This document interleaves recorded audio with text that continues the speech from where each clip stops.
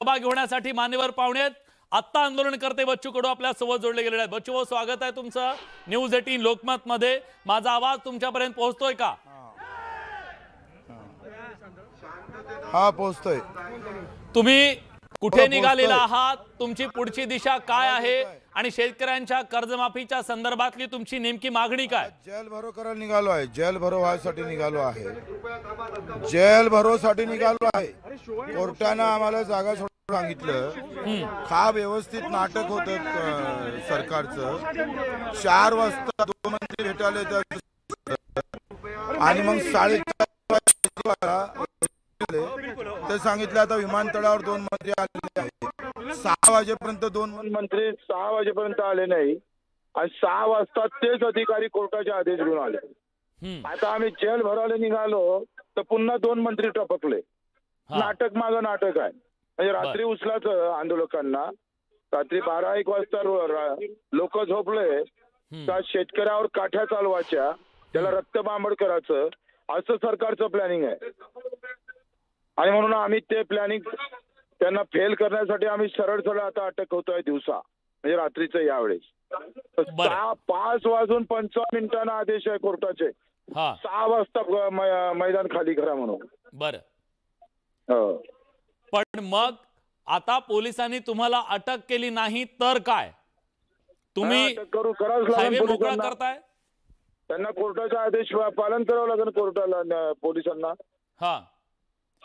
आम्ही जेल भरो करतोय। तुम्ही सविनय कायदेभंग करताय का? कायदेभंगाचा विषयच नाही आहे। आम्ही सरळ सरळ जेल भरो आलो। आम्ही मैदान सोडलेलं आहे। बरं, आम्ही तिथली जागा सोडली। आता पोलिसांनी अटक करून जेल भरो करा आम्हाला। पण सरकार सोबत काही चर्चा सुरू आहे का? सरकारनं तुमच्याशी संपर्क केला का? सरकारला शेतकऱ्याचं रक्त सांडवायचं आहे।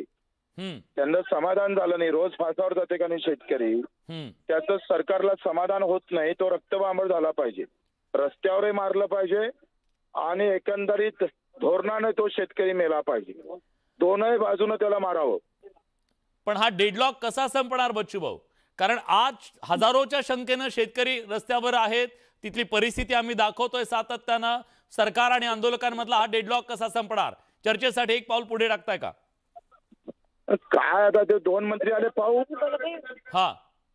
ते पोलिसांच्या आमने सामने चर्चा करू।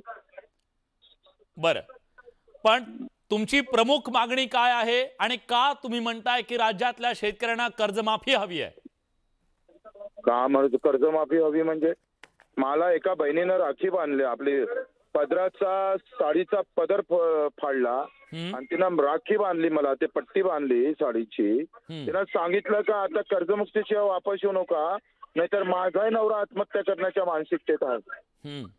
तुम्हाला पाया करतोय, शपथ घेतोय, तुम्ही ही कर्जमुक्ती घेऊनच या। आज शेतकऱ्याच्या एकंदरीत व्यवस्था इतकी वाईट आहे।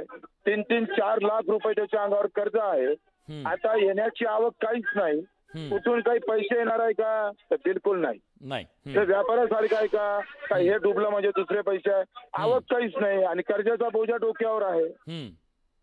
ना पेरणीची व्यवस्था, ना शिक्षणाचं, ना सगळं काहीच नाही।